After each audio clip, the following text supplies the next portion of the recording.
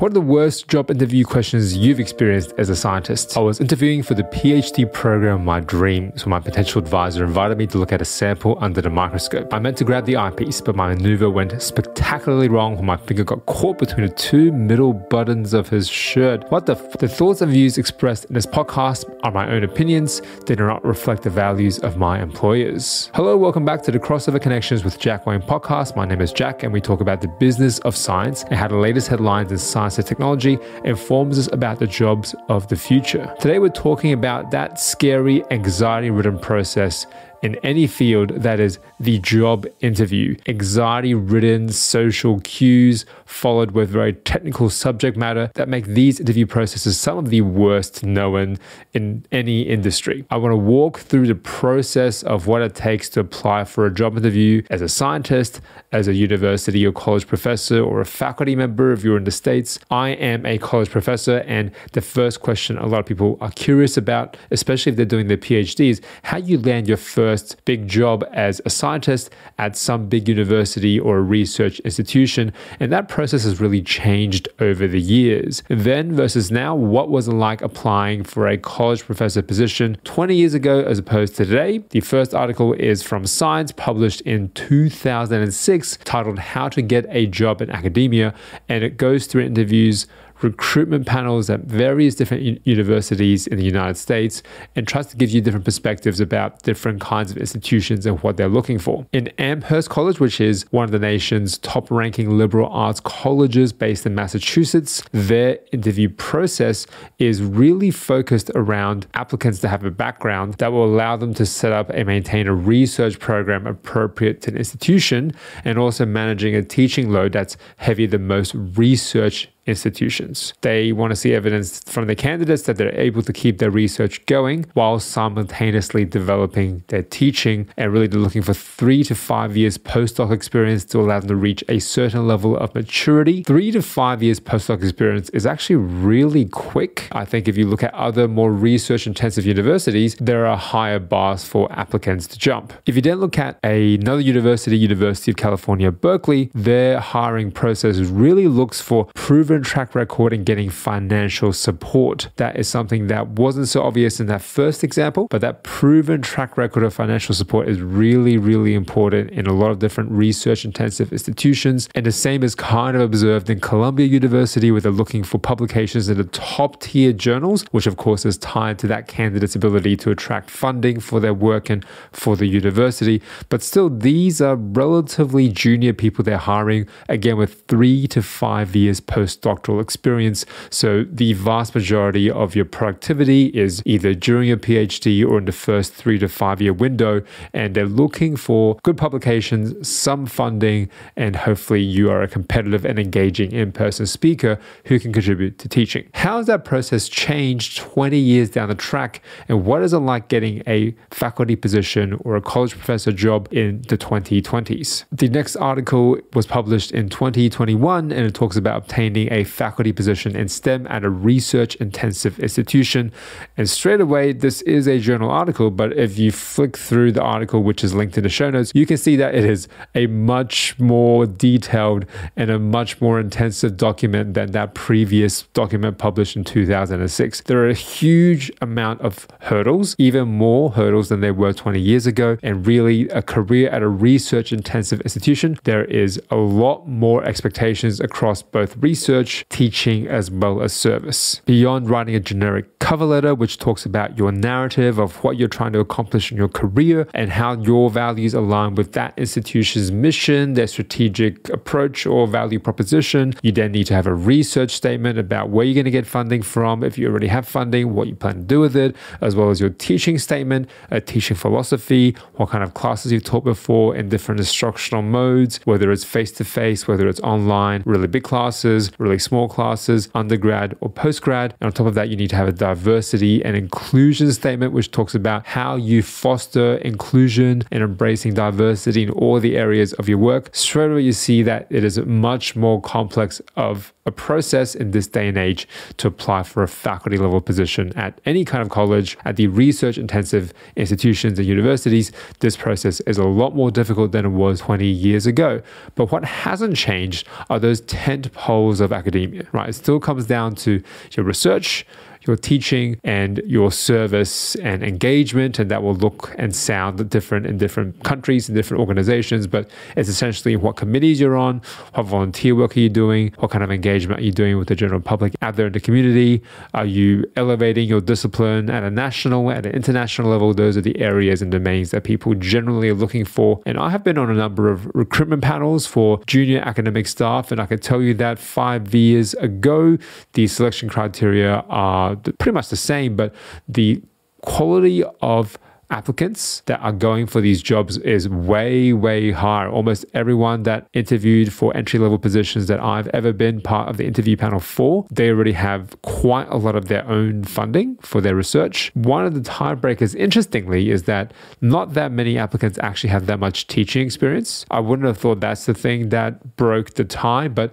that seems to give people much broader awareness of how universities and colleges work. If you're teaching, you're interacting with more administrative and professional staff, you're interacting with more students, you're dealing with students who have issues, whether they be mental health or ongoing support that they need throughout the semester, and that will make you a much more well-rounded candidate. It doesn't mean that if you don't publish in top-tier journals and you don't have research funding and all you do is teach and have a really good understanding of the university, that you'll be competitive, but all of those other roles, they will break a tie with people who have just as good research as you, if not a little bit better, dabbling in different areas. Even if you're very focused on your research, one small bit of activity going in one of those other domains, whether it be teaching or service and engagement, those core principles remain the same. But that's just you on paper. Once you get into the room, into that job interview panel, it's a different game. Job interviews are not on the level. The questions they're asking you should not be answered and taken literally, should not be answered for the question itself. It's always at the indirect message you're sending through the answer to the question. Like a presidential debate, when they ask you, what is the biggest problem facing a country? It's not so much no one knows what the biggest problem is and you're the one to tell us. How your strategy for solving that biggest problem reveals about your character or value as a potential politician or presidential candidate. It's the same kind of thing in job interviews. The answer is not actually about the question. You have to answer the questions while addressing some other amorphous, indirect part of you. And this is arguably very sneaky. And one of the tactics that is very sneaky is something called the coffee cup test. The coffee cup test is a hiring strategy. The recruiter takes candidates for a walk to the kitchen to offer them a drink, whether it be water, coffee, a cup of tea, or a soft drink. They then go back to the interview room, have the interview, and at the end of the interview, they want to see if that candidate voluntarily takes the cup back to the kitchen. The person who would take their own cup back to the kitchen, whether they wash it up or put it away or at least ask someone what to do with it, that shows a very considerate person and someone who plays nicely in their organizational culture. And the quote here is that you can develop skills, you can gain knowledge, you can gain experience, but really it comes down to attitude. And they were trying to find the lowest level task they could find, regardless of what you do inside the organization. And that is still super important. And most candidates that at least offer to take their cup back, the only few that didn't were ruled out of that interview pool. It is like inviting a house guest over. The last thing I would personally want is for that person to start washing up the cup at my house. I like to do my dishes in a very specific way, and my infection control protocols are very stringent. As a microbiologist, they might break them. So I don't want other people to do that in my house. And I certainly wouldn't use that as an interview technique. I guess what I would do in that situation is instinctively, I would probably offer to at least take the cup somewhere. It certainly wouldn't make me think that was a deal breaker if I didn't do it. These are the mind games some of these employers are playing through the vehicle of job interviews, which are way more anxiety ridden than they have any right to be. Another article from The Guardian talks about the 5 worst job interview questions that people have been asked of late. How do you feel your life has worked out for you so far? What a terrible, loaded psychological trick of a question.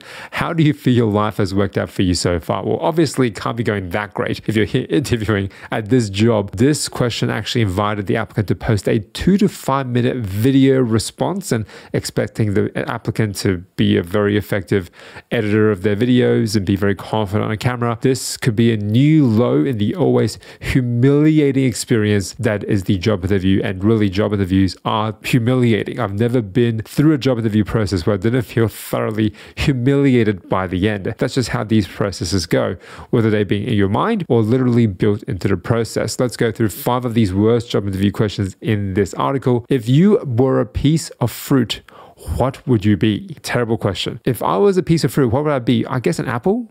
Crisp? Fresh? There's no right answer, I don't think. Apparently, the correct answer here is an apple. I somehow stumbled onto the correct answer, but maybe it's because apple's the most boring fruit. You're not giving anything away about yourself here. How would you respond if you were being sexually harassed by your boss?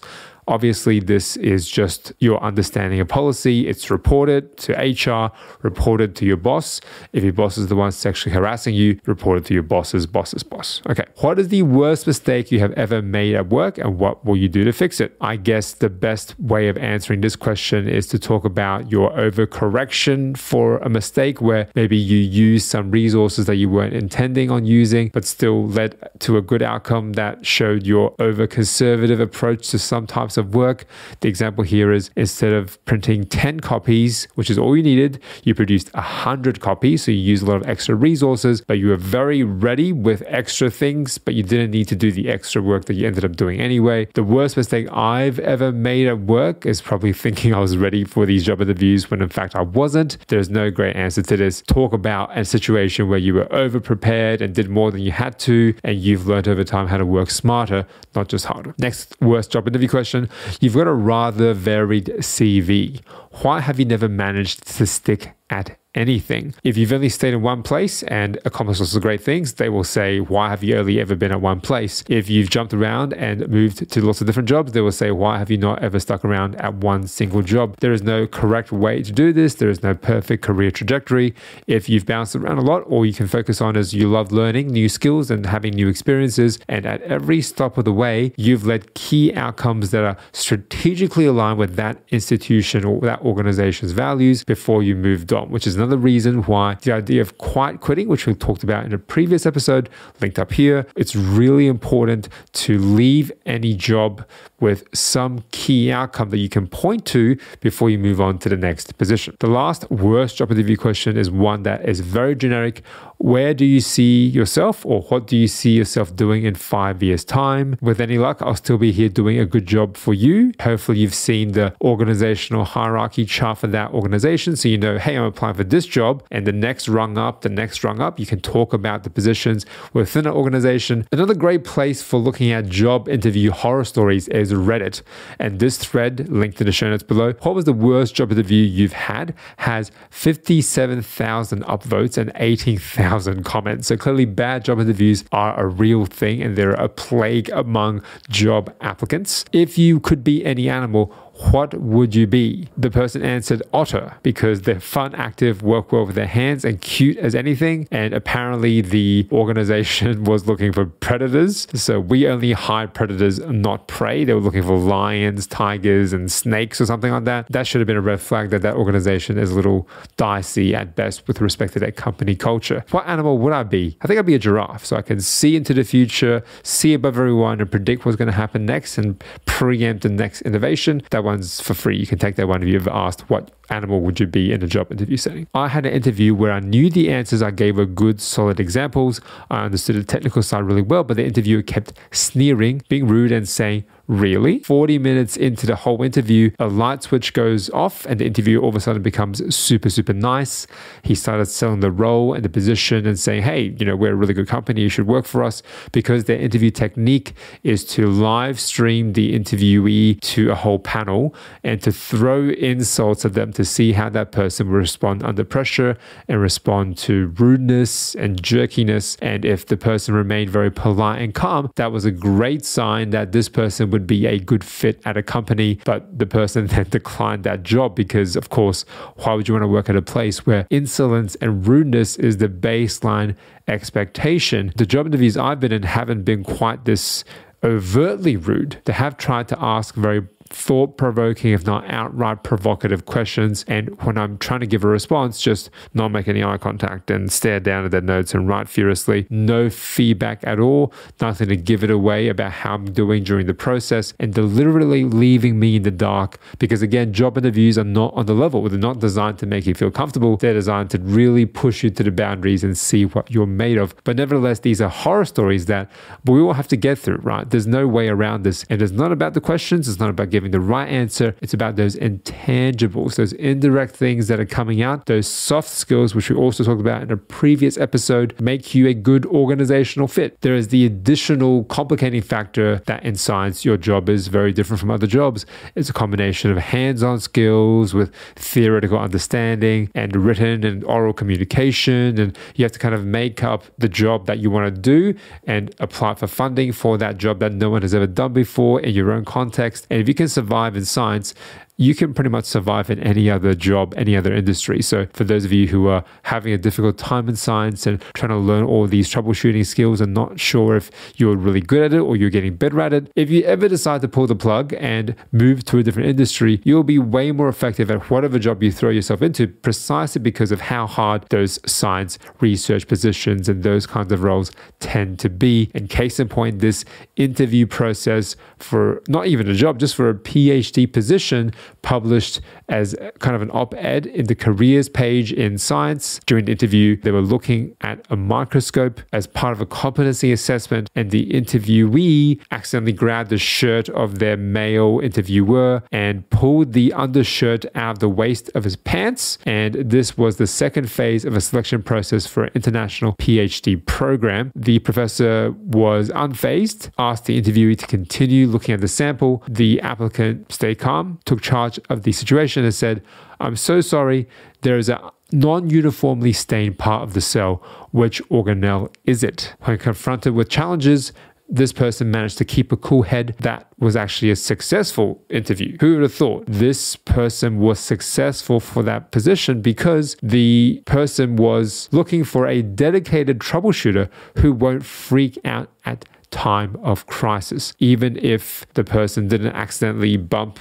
the interviewer in the face or mess up their clothing, if there was a difficult problem or they couldn't focus on the sample in the microscope, they could walk through the process of figuring it out. There is this additional hurdle of being calm under pressure. So science interviews, unfortunately, may have even more provocative statements than those coffee cup tests, than those hurling insults at you. You have to show your ability to think on your feet and solve problems, and some of these could be very technical problems you need to address. This makes it sound almost impossible, doesn't it?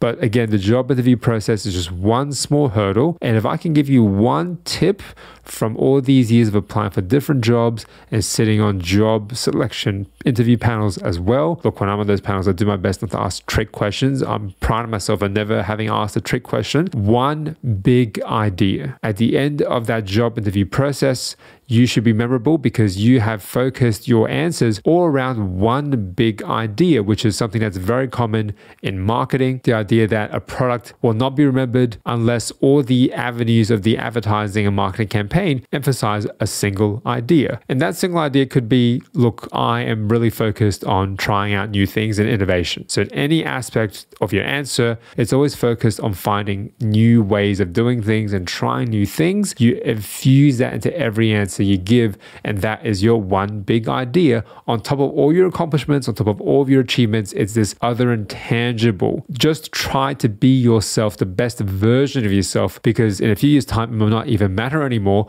when AI takes over this whole job interview process. A job candidate is presented with questions on screen in text form that they answer and submit via either text or video. I suspect video is going to be more and more common because they can get more information from the video than they can just from a text-based response. Completely automated.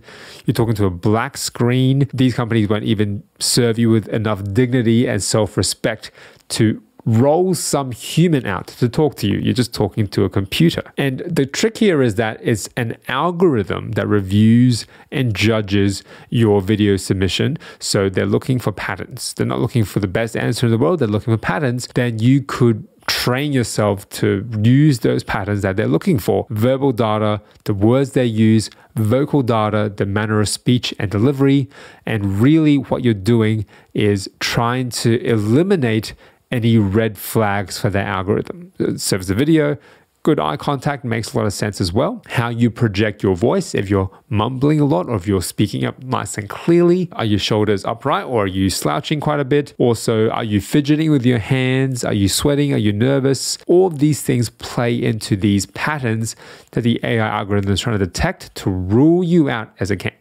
Hopefully there's no AI algorithm that's got the final say as to whether you're hired or not, but all you're trying to do is to move to the next stage of the recruitment and selection process. If you do go into AI job interview, you do have to pretend like you're talking to a human, and a lot of practice can be had in this space simply by doing mock interviews, recording yourself to camera where the camera is the fake human. I've been doing this for about 2 years now, so hopefully I'm pretty natural in front of an AI job interview robot, in this case the camera. And the next tip is really important: mind the job description for keywords and use them. This is the same approach I give my students to answer exam questions. Look for the keywords in the stem of the exam question, go back to your lecture notes and textbook, highlight all these keywords and put together a concept map of how all these keywords are connected to each other so that you understand how to string them together into a cohesive sentence. Companies instruct AI to assess job applicants based on predefined criteria related to overall goals. So you're looking for duties and qualifications for the job. You're looking for the value statement of the company,